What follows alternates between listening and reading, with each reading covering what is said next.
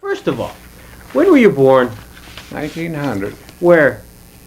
Batavia, no, Pavilion, on a farm outside in Genesee County. Oh, is that right?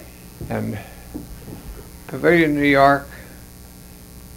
And my father was born in 1850, if you can imagine that.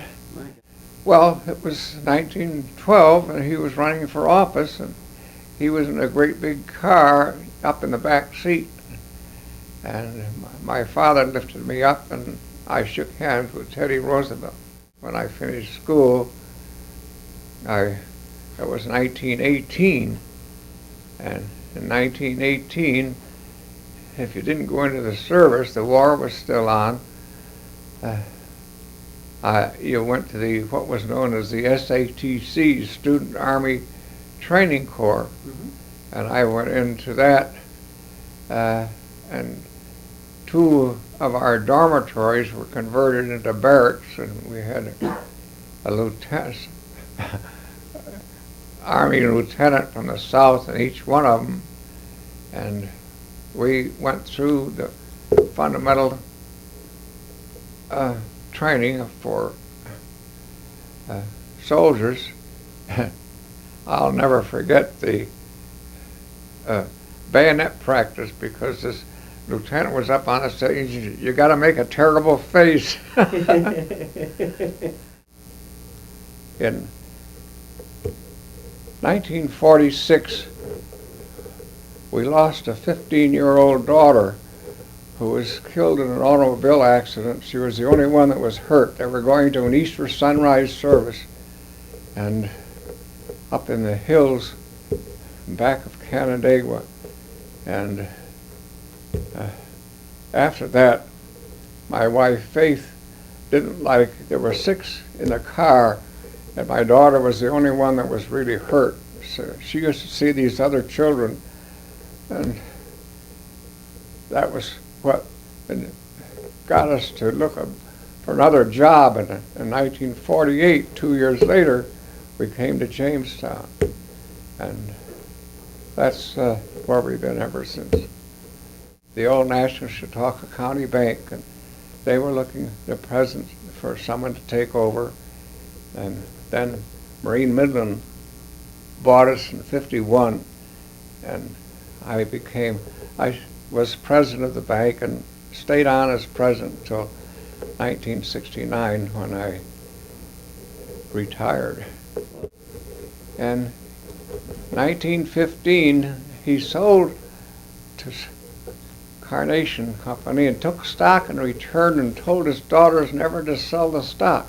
So they had stock, and the older daughter died in '49, although she was old enough to have been on the board of the hospital at WCA, and after she died, they set up the snack shop there in her name.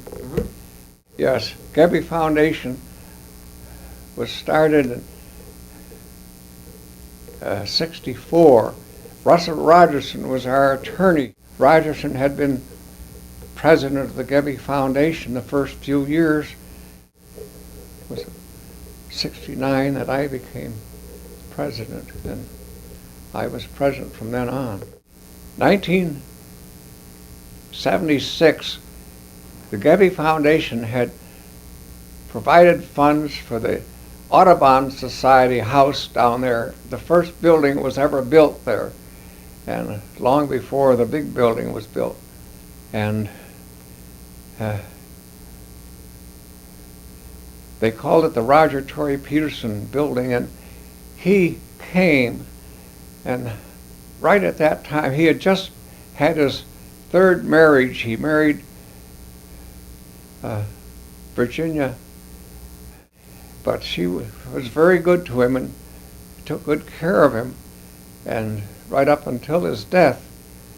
Anyway, right after that, Lorimer Moe, who was a friend of Roger Tory Peterson's back in high school, said, you know, we ought to do something for this native Jamestowner who's such a fine bird man. and he's a naturalist, and we should do something. So I picked up from then on, we pursued it, and the Jamestown Community College was interested, and Roger Seeger was then president of the college, and he was quite interested.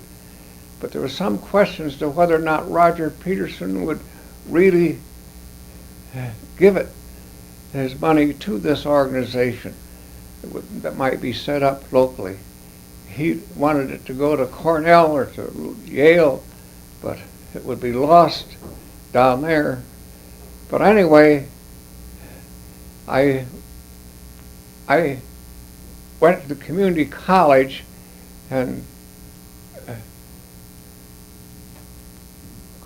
Quint was on the board of the community college board at that time, and Roger Seeger was president, and we pursued it for 2 or 3 years. There was some question whether or not he was going to give it to us, and he came one time 3 years later, 79, and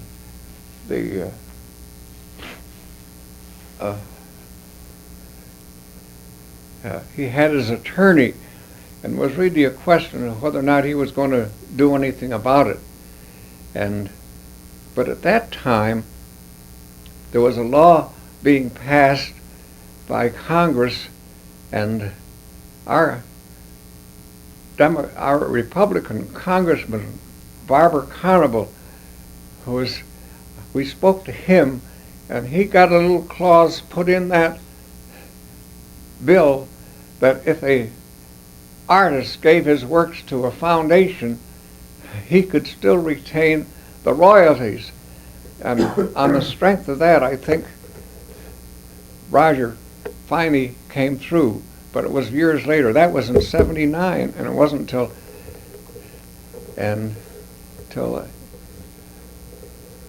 84 that it was started. We gave the first $2,500 to get it started, and then we gave money every month for a year or two until we got up to $3,150,000. And then a little later on, it looked as though the state of New York might help out, and they came up with $5 million, but it only gave $2 million outright, $3 million on a loan. And I persuaded Gebby Foundation to give another $3 million, so we put up the building, and then we were really in business. But it hasn't been easy to raise money always since then. Being so actively involved in the Gebby Foundation for so long, John, as you had to reflect back, what was the biggest impact did you and the Gebby Foundation have with the money that you gave away? What was the project or two that you feel the most proud of? Well, all during that time, I was the treasurer at the time, and Rogerson was president, and I started buying stocks, and I bought AA and AAA stocks, and during the 30 years I was there, it increased from 10 million up to 60 million. There's some programs that you're really proud of, John? Well, the Roger Dwyer Peterson, Yeah. we did help the college quite a bit. You did some wonderful things in that challenge with the Chautauqua Institution. Yes, yes.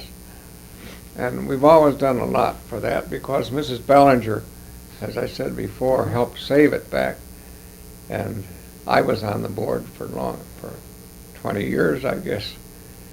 And I've always been interested in Chautauqua, but You're an institution around here. You've been for years and continue to be, and your involvement with JCC, Roger Tory Peterson, Gebby Foundation, you name it. Well, if it's happened that's good in the area, it's been John Hamilton. well, I've been lucky to